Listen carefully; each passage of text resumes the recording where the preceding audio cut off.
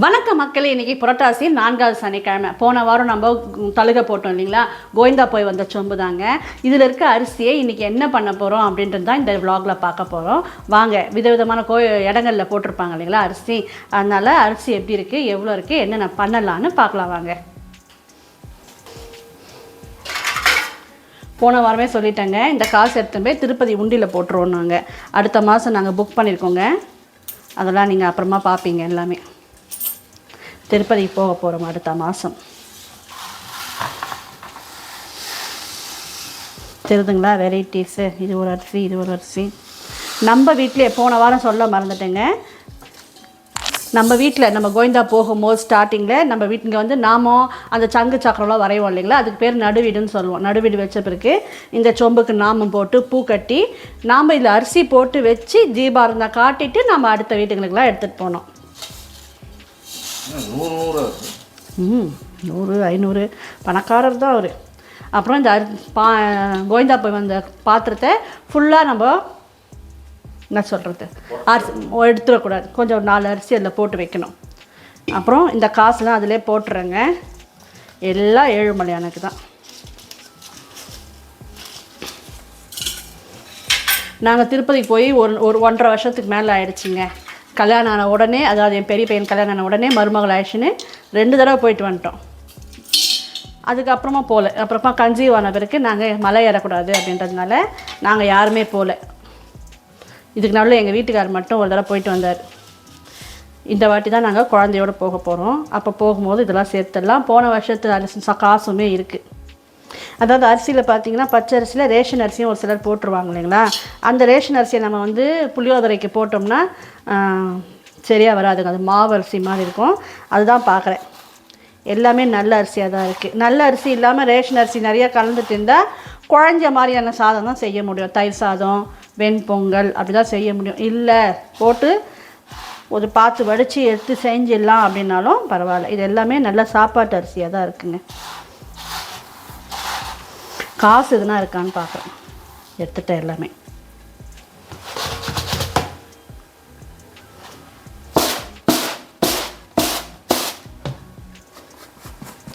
காசெல்லாம் எடுத்து வச்சுட்டேங்க. அரிசி பார்த்தேன், எல்லாம் க்ளீனாக நல்லா இருக்குது. இப்போ நம்ம என்னென்ன செய்யலான்னு பார்க்கலாங்களா? அழாக்கிங்க. முதல்ல தயிர் சாதம் கொஞ்சம் என்னென்ன பண்ணலான்னு ஐடியா பண்ணியிருக்கேன். நாங்கள் தயிர் சாதம், சக்கரை பொங்கல் அது ரெண்டும் கொஞ்சம் கொஞ்சம் பண்ணிவிட்டு புளியோதரை கொஞ்சம் நிறையா பண்ணலாம். அதுக்கும் மீறி அரிசி இருந்ததுன்னா கொஞ்சம் நிறுத்திக்கலாங்க. ஏன்னா நாம் இது ஒரு பிரசாதம் மாதிரி இல்லைங்களா, வேஸ்ட் பண்ணக்கூடாது. திட்டமாக செஞ்சுட்டு அடுத்த வாரம் கூட எதுனா பண்ணிக்கலாம். ஒரு 1/4 அழா கிட்ட சக்கரை பொங்கலுக்கு எடுத்துக்கிறேங்க. ஸ்வீட் அவ்வளோவா சாப்பிட மாட்டாங்க எங்கள் வீட்டில். அப்புறம் தயிர் சாதத்துக்கு ஒரு 1/2 அழாக்கு எடுத்துக்கிறேன். பொங்கல் வெண்பொங்கல் அதுக்கு தொட்டுக்கத்துக்கு செய்யணும். மிச்சம் இருந்தால் அடுத்த வாரம் வெண்பொங்கல் பண்ணிக்கலாம். புளியோதரைக்கு எடுக்கிறேங்க.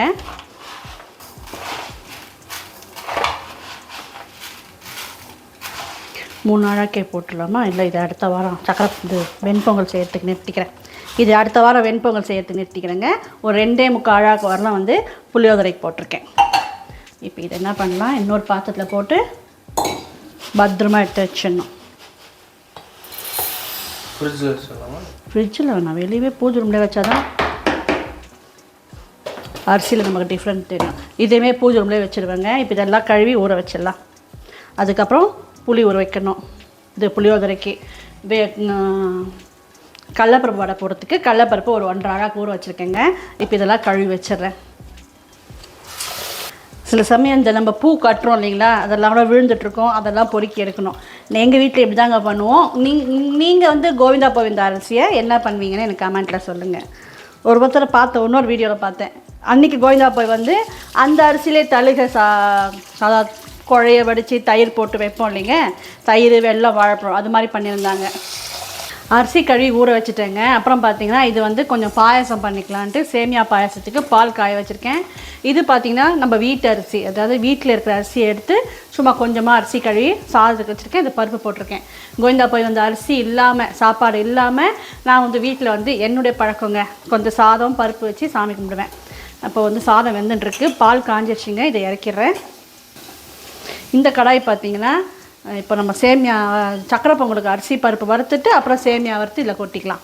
அப்புறம் இதில் வந்து நம்ம புளியோதரைக்கு பொடி வறுத்துட்டு புளி காய்ச்சலை இதில் காய வச்சிடலாங்க. சும்மா இவ்வளோண்டு பருப்பு தான் போட்டிருக்கேன்.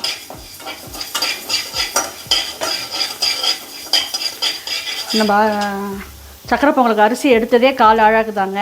சும்மா ஒரு டேபிள் ஸ்பூன் அளவுக்கு தான் நான் சிறுபருப்பு போட்டிருக்கேன்.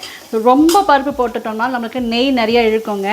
அதனால் 1 அழகு அரிசி எடுத்தால் கூட சும்மா 2 டேபிள் ஸ்பூன் சிறுபருப்பு போட்டாலே சரியாக இருக்கும்.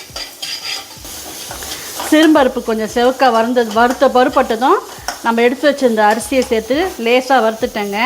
இப்போ இதை கழுவி கொண்டு வந்துடுறேன். அதுக்குள்ளே இந்த கடாயை சும்மா கழுவிட்டு சேமியா வறுத்துடலாம் பாயாசத்துக்கு.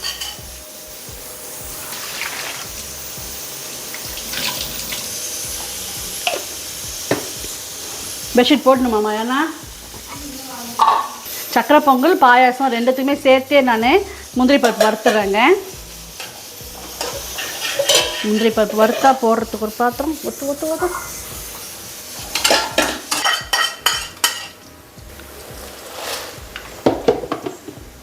பாயாசமும் ரொம்ப கம்மியாக தான் பண்ணுறேங்க.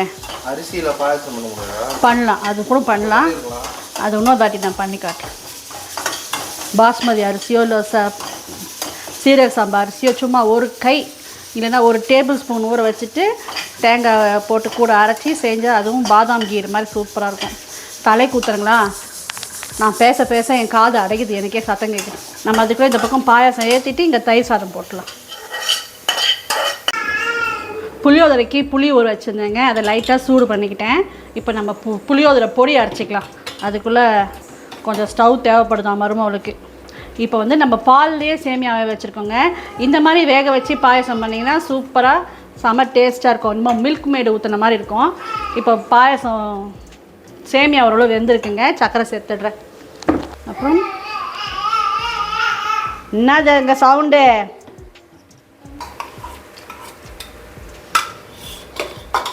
ஏலக்காய் பொடி போடணுங்க.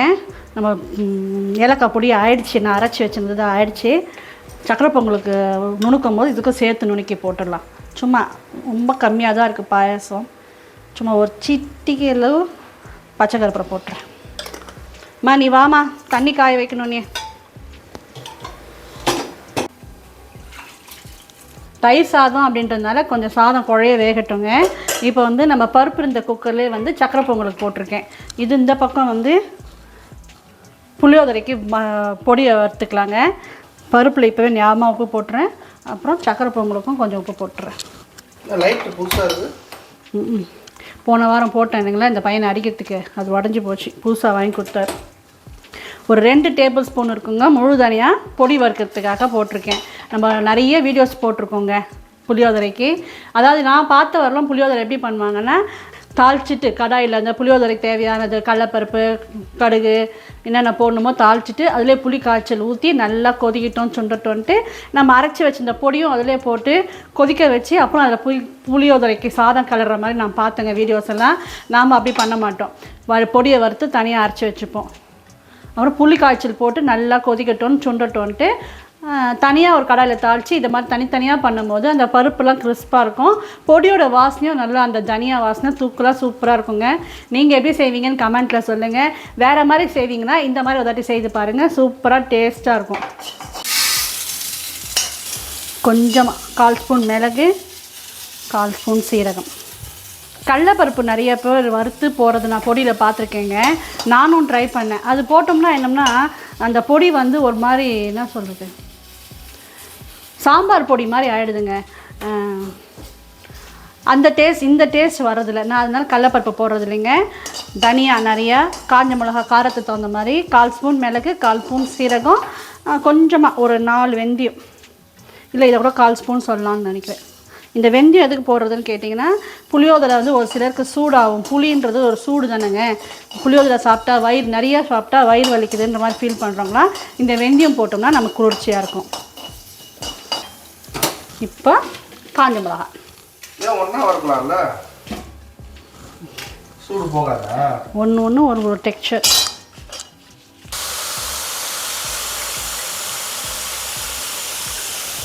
நம்ம புளி ஊற வச்சுருந்தோம் இல்லைங்களா புளியோதரைக்கு, அதை கரைச்சி வடிகட்டி இதில் ஊற்றிட்டேங்க. இப்போ நம்ம புளியோதரைக்கு உப்பு போட்டுடலாம். 2.25 அழகு அரிசி ஊற போட்டிருந்தோங்க. நம்ம இப்போ புளிப்பு காரம் இதுக்கெல்லாம் சேர்த்து உப்பு போடணும். ஓரளவு போட்டிருக்கேங்க. டேஸ்ட் பண்ண முடியாது இல்லையா, சாடும் போது பார்த்துட்டு வேணால் தூள் உப்பு போட்டுக்கலாம். மஞ்சள் தூள். இது வந்து சக்கரை பொங்கலுக்கு வெல்லத்தை கரைக்க வச்சுருக்கேன். அப்புறம் நம்ம வந்து இப்போ இதில் கொஞ்சம் நல்லெண்ணெய் ஊற்றி விட்டுடலாம். அடி பிடிக்காமல் சுண்டி வரும். வெட்னஸ்டே போனீங்களா ரேஷனுக்கு போகிறேன்னு சொல்லிட்டு கூட உங்கள்கிட்ட நான் ஒரு நாள் ஷார்ட்ஸ் போட்டிருந்தேங்களே. அன்றைக்கி பார்த்தீங்கன்னா ரேஷன் நாங்கள் போனால் இன்னும் போராட்டம் அப்படின்ட்டு லேபிள் ஒட்டியிருந்தாங்க. நான் என்னன்னு இறங்கி போய் படிக்கலைங்க. நியூஸும் இப்போ அவ்வளோவா பார்க்குறதில்ல. பேரன் இருக்காரா, டிவி போடக்கூடாது, அவர் டிவி பார்க்குறாருன்னு எங்கள் வீட்டில் ரெஸ்ட்ரிக்ஷன்ஸ். அதனால் ரொம்ப ரேராக தான் நாங்கள் எப்போனா அவர் தூங்கும் போது கொஞ்சம் நேரம் போட்டு பார்த்துக்குறோம். சாதம் குண்டா இது கீழேருந்து எடுத்தேன். கொஞ்சம் அரிசி அதிகமாக போட்டிருக்கணும். இதை கழுவிட்டு தண்ணி பிடிச்சிட்டு வரேன் உலைக்கி. அப்புறம் இது காட்டணுன்னு வச்சுருந்தேங்க. முறம் இல்லைங்களா, முரத்தில் ஆணியில் தொங்குறதுக்கு அண்ணாக்காய் இருந்தது வீட்டில், அதை கட்டி இப்படி தொங்க விட்டுருக்கேன். ஆணியில் மாட்டுறதுக்கு ஈஸியாக இருக்கும். மாட்டிட்டு வந்துடுறேன். இந்த கதுகு பின்னாடி இருக்குது, அங்கே மாட்டிடுவேன். அப்புறம் சக்கரை பொங்கல் வெந்துருச்சான்னு பார்க்கலாமா? சக்கரை பொங்கலா? ஆமாம், காணோம். சூப்பராக வெந்துடுச்சு. இப்போ இதில் நம்ம வெள்ளை கரைச்சலை ஊற்றிடலாம். சக்கரை பொங்கல் அரிசி நல்லா வெந்துருந்துச்சு இல்லைங்களா, அதில் நம்ம வெள்ளை கரைச்சலை ஊற்றிருக்கோம். ஒரு 2 சின்ன ஸ்பூன் தாங்க, அது ஸ்பூன் நெய் ஊற்றிருக்கேன். இப்போ திரும்பியும் இதை வந்து மூடி ஸ்லோ ஃப்ளேமில், ஏன்னா தண்ணி அவ்வளோவா இல்லை, ஸ்லோ ஃப்ளேமில் ஒரு 2-3 மினிட்ஸ் வச்சோம்னா நல்லா குழைவாக சக்கரை பொங்கல் ரெடி ஆகிடும் நமக்கு. புளி காய்ச்சல் காஞ்சுன்னு இருக்குங்க. ஒலை கொதிக்குது. நான் போய் மிக்ஸி ஜார் கழுவி வெளியே வச்சு அதை கொண்டு வந்துடுறேங்க. இதை பொடி அரைச்சிடலாம். பொடி அரைச்சிட்டு வந்துட்டேங்க. பொடியே செம்ம வாசனையாக இருக்குது. இன்னும் வந்து புளி இன்னும் கொஞ்சம் சுண்டணும். சக்கரை பொங்கலை ஆஃப் பண்ணிடுறேங்க, போதும். இப்போது ஒலையும் கொதிக்குது. இந்த அரிசி சேர்த்துடுறேன். புதினா துவையல். சொல்லையா மறந்துட்டேன்னா? கொஞ்ச நேரத்துக்கு முன்னாடி தான் நம்ம பேசியிருந்தோம். ரேஷனுக்கு போனேன், போராட்டம்னு சொன்னாங்கன்னு வாங்காமல் வந்துட்டேன்னு சொன்னேன் இல்லைங்களா. இன்றைக்கி பையனை திரும்பி அனுப்பிச்சேங்க. அவன் போயிட்டு 6ஆம் தேதியிலேருந்து போராட்டமா, எப்போ முடியும்னு தெரியலன்னு சொன்னாங்கன்னா. தீபாவளி வருதுங்க, நிறைய பேர் பச்சரிசி வாங்குவாங்க. பாமாயில் அரிசி வாங்கிலாம் நம்ம பலகாரம் சொல்கிறவங்க எத்தனையோ பேர் இருப்பாங்க. பாமாயில் வாங்கி பச்சரிசி வாங்கி அதில் நம்ம பலகாரம் பண்ணுறவங்க எத்தனையோ பேர் இருப்போம் இல்லைங்களா. நம்மலாம் எப்படி பண்ணுறதுன்னு நீங்கள் சொல்லுங்கள். இப்போ இந்த டைம் பார்த்து அழகாக போராட்டம் போட்டிருக்காங்க. நான் வந்து டிவி பார்க்காதனால என்ன ஏதுன்னு நமக்கு தெரியலிங்க. இந்த மாதிரி பண்ணால் என்ன பண்ணுறது சொல்லுங்கள். அவங்க கஷ்டம் அவங்களுக்கு. சரி, சக்கரை பொங்கல் நம்ம திறந்து பார்க்கலாங்களா? தலரை சூப்பராக இருக்குங்களா? ஆறுன பிறகு சரியாயிடும். நம்ம ஏற்கனவே நெய்யில் நம்ம முந்திரி பருப்பு வறுத்து வச்சிருந்ததுனால வேலை ஈஸியாகிடுச்சு. கொஞ்சமாக இப்போது பச்சை கற்பூரம் போட்டுறேன். பையன்கிட்ட ஏலக்காய் நுணுக்க கொடுத்துருக்குறேங்க. நுணுக்கி வந்ததும் இது ரெண்டுத்தையுமே நான் சேர்த்துறேன். பாயாசத்துலேயும் இதுலேயும். சக்கரை பொங்கல் ஆயிடுச்சு. ஏம்மா ஜோக் அடிச்சிருக்கிறாம்மா, ஞாபகப்படுத்து, நாளைக்கு சிரிக்கலாம். புதினா துவையலுக்கு நம்ம வறுத்துக்கலாங்களா. அப்புறம் இந்த கடாயில் நம்ம வந்து புளியோதரை தாளிக்கிறதுக்கு சரியாக இருக்கும். எண்ணெய் கொஞ்சமாக ஊற்றிட்டேங்க. கடுகு, ஒரு 4 மிளகு, ஒரு 1/4 டீஸ்பூன் சீரகம், புதினா இதிலே வதக்கிடுறேங்க. கொஞ்சமாக புதினா நிறுத்துறேன். நம்ம கடலப்பருப்பு வடையில் புதினா போட்டால் டேஸ்ட்டாக இருக்கும். இப்போ நம்மளுக்கு வந்து வெறும் புளியோதரை தான் ஆகணுங்க. மிச்சதெல்லாம் பாதி வேலைனாச்சும் நம்ம முடிச்சிட்டோம். அதனால சாதம் வெந்ததும் வடித்து ஆற வச்சுட்டா வேலை ஆகிடுச்சு. இப்போ வந்து நம்ம அதுக்குள்ளே டைம் இருக்கும் போது கடலப்பருப்பு வடைக்கு அரைச்சிக்கலாங்க. கடலப்பருப்பு வடைக்கு அரைக்கும் போது தண்ணி ஃபுல்லாக இழுத்துடணும். டேய் கம்மு நீர், நான் பார்த்துக்கிறேன், நீ ஒன்றும் ஹெல்ப் பண்ண வேணாம். இவ்வளோ கெட்டியாக அரைச்சாதாங்க நல்லா மொறுன்னு வரும். சாதம் வெந்ததும் வடித்து இதில் கொட்டி ஆற வச்சிடலாம். நம்மளுக்கு வந்து சாதம் தான் கவனமாக பார்க்கணும், ஏன்னா குழஞ்சிட்டா நல்லா இருக்காது. பச்சரிசி வேறுங்களா. முக்கால்வாசி வெந்துருச்சுங்க. இப்போ நம்ம இதை வடித்தோம்னா அப்புறம் இந்த வடிக்கும் போது சூட்டோட இதுக்கும் கொஞ்சம் வெந்துடும். இப்போ இதை வடிச்சிடுறேன். துவையல் அரைச்சிட்டேங்க. அப்புறம் வந்து தயிர் சாதத்துக்கு சாதம் ஆற வச்சுருக்கேன். அதை தாளிச்சிட்டு புளியோதரை தாளிச்சிடலாம். வடை மாவு ஆட்டியாச்சு. வெங்காயம்லாம் அரைஞ்சி கொடுத்துட்டாங்க மருமக. வாழைப்பூ வடை தான் இன்றைக்கி போடலான்னு இருந்தேன். நல்லெண்ணெய் புளியோதரைக்கு நல்லெண்ணெய் ஊற்றுறேங்க. கொஞ்சம் கடலை எண்ணெயை ஊற்றிக்கிறேன். புளியோதரைக்கு தாளிச்சிடலாங்களா? கடுகு சீரகம் போட்டுக்கிறேன். பெருங்காயம் தாங்க இதுக்கு வாசனையே. கடலைப்பருப்பு உளுத்தம்பருப்பு வேர்க்கடலை எடுத்து வச்சுருக்கேன்.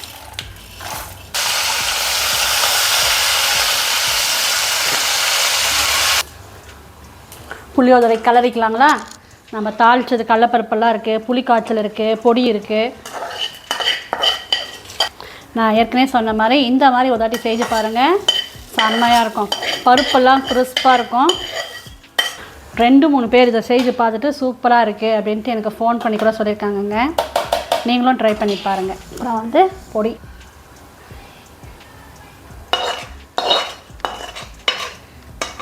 கலந்து பார்த்துட்டு கலர் பார்த்து மிச்சம் கொஞ்சம் பொடியும் கொஞ்சம் புளியோதரை காய்ச்சலும் இருக்குங்க, அதையும் கலந்து பார்த்துக்கலாம்.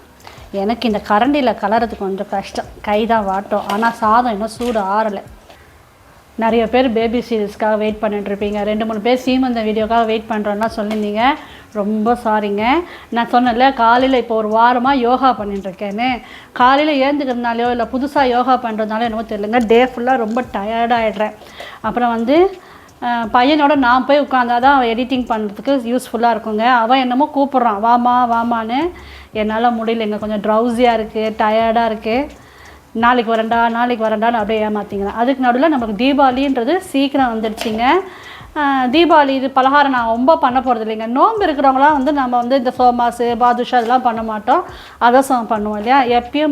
எப்பயும் பண்ணுற அந்த தேன் குழல் முறுக்கு, தட்டை, வெல்லம் போட்ட அதர்சம், அதாவது வெல்லம் நாட்டு சக்கரை சொல்லுவோமா, ஒரு சிலர் சக்கரை அதர்சம் பண்ணல, நான் இப்போ பண்ண மாட்டோம். மாமியார் பண்ணியிருந்தாங்க, நான் பண்ணுறது இல்லைங்க. இந்த வாட்டி சக்கரை அதர்சமும் பண்ணலான்னு தேவையான பொருட்கள் வாங்கி வச்சுருக்கேன். அரிசிக்காக தான் ரேஷனுக்கு வெயிட் பண்ணிட்டு இருந்தேங்க. இப்போ அரிசி ரேஷனில் கிடைக்காதுன்னு தெரிஞ்சு போச்சு, வெளியே தான் வாங்கி அடுத்த வாரம் ஸ்டார்ட் பண்ணோம். பேபி சீரியஸ் ஸ்டார்ட் பண்ணிட்டேன்னு வைங்களேன், என் பையன் நடுவில் எதுனா போடுறான்னு கெஞ்சினா கூட போட மாட்டான். ஒரு சீரியஸ் நடுவில் அவன் எதுவுமே டிஸ்டர்ப் பண்ண விட மாட்டாங்க. அதனால் இவ்வளோ ரீசன் சொல்கிறேன்னு தப்பாக எடுத்துக்காதீங்க. தீபாவளி முடிஞ்சதும் நம்ம பேபி சீரீஸ் கண்டிப்பாக ஸ்டார்ட் பண்ணிடலாம். அது முடிஞ்சதும் எது போடணும், திருப்பதிக்குள்ளே முடிச்சிடலாம். தீபாவளிக்கும் திருப்பதி போகிறதுக்கு நமக்கு நவம்பர் 12 மேலே தான் போகிறோம், அதனால நமக்கு டைம் இருக்குது. பேபி சீரீஸ் முடிஞ்சதும் ஒரு 2-3 நாளில் திருப்பதி சீரீஸ் ஸ்டார்ட் ஆகிற மாதிரி இருக்கும்னு நினைக்கிறேன். அந்தளவுக்கு ஒன்றும் நான் எடுத்து வைக்கல. நம்ம என்னப்பா எடுத்து வச்சுருக்கோம். நான் ஷார்ட்ஸ் தான் ஞாபகம் வச்சுருக்கேங்க. இவன் என்னன்றான், இல்லைம்மா எல்லாமே லாங் வீடியோவாக எடுத்துருக்குறோம்மான்றான். அதனால நாங்கள் போய் உட்காந்தாதாங்க அவனால் எடிட் பண்ண முடியும். கண்டிப்பாக தீபாவளி முடிஞ்சதும் போட்டுற எல்லாம் சாரி பண்ணிக்கோங்க. என் பையன் திட்டினான், நீ எதுக்கு டக்குன்னு சொன்ன, என்னை கேட்டியாம்மா அப்படின்னு சொன்னான். சொல்லிட்டேன், ஆசையாக இருந்தது செய்கிற ஸ்டார்ட் பண்ணோன்னு சொல்லிட்டேங்க. அந்த தொட்டில்லாம் வாங்கியிருக்கோம், அதெல்லாம் உங்களுக்கு காட்டலாம் அப்படின்னு. உங்களுக்கு யூஸ்ஃபுல்லாக இருக்கிற மாதிரியான திங்ஸ் தான், வீடியோஸ் தான் எடுத்து வச்சுருக்கேன். எல்லாத்தையும்லாம் எடுக்கலைங்க நான். இப்போ நமக்கு இந்த காய்ச்சல் சரியாக இருக்கும் போல இருக்குது, புளி காய்ச்சல். புளியோதரை கிளறியாச்சு. இப்போ உப்பு மட்டும் பார்க்கணுங்க, சாமி கும்பிட்டுட்டு பார்த்துக்கலாம். 90% கரெக்டாக தான் இருக்கும். இப்போ நம்ம வந்து வடை போட்டுட்டோம்னா முடிஞ்சிடுச்சு. வடை பருப்பு அரைக்கும் போதே நான் சொன்னேன் இல்லைங்களா, கெட்டியாக அரைக்கணும். கொஞ்சம் முழுசாக பருப்புக்குள்ளே இருக்கணும், இருக்குது பாருங்கள்.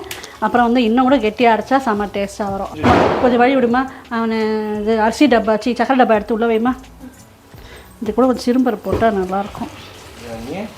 கொத்தமல்லி கருவேப்பிலை கொஞ்சம் டிமாண்ட் ஆகிடுச்சிங்க, அதனால் புளியோதரைக்கெல்லாம் போட்டுட்டேன். இதில் கொத்தமல்லி இருந்தால் போட்டுருந்தால் செம்ம டேஸ்ட்டாக இருக்கும்.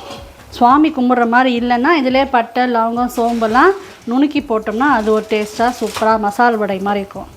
இந்த வடை வேகிறதுக்குள்ளே நான் தயிர் சாதம் கலரிட்டு இங்கே எல்லாம் அடிக்கிடுறேங்க. நம்ம வீடியோ இதோட முடிச்சிக்கலாம். புளியோதரை தூக்கிங்க வை.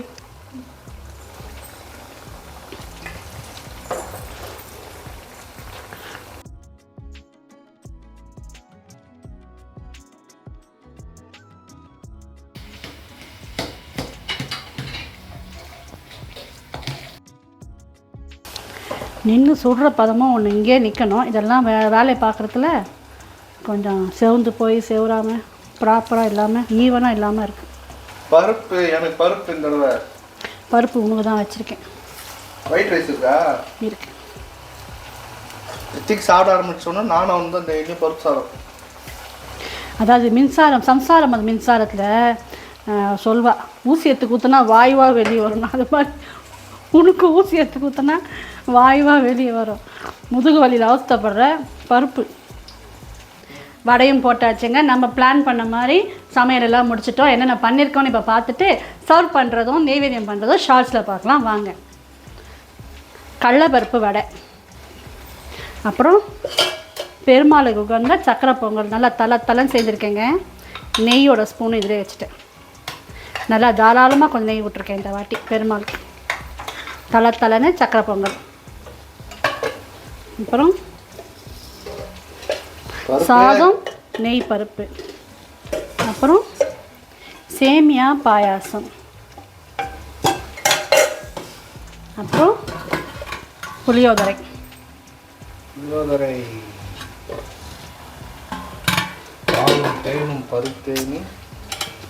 புதினா துவையல், அப்புறம் தயிர் சாதம். இதுதான் இன்றைக்கி நம்ம வீட்டில் பெருமாளுக்கு நெய்வேத்தியம் செய்ய போகிறேங்க. இந்த வீடியோ உங்களுக்கு பிடிச்சிருந்தா லைக் பண்ணுங்கள், ஃப்ரெண்ட்ஸ்க்கெலாம் ஷேர் பண்ணுங்கள். மறக்காமல் நம்ம போலாஸ் கிரியேஷன்ஸை சப்ஸ்கிரைப் பண்ணி சப்போர்ட் பண்ணுங்கள். தேங்க்ஸ் ஃபார் வாட்சிங். பாய்.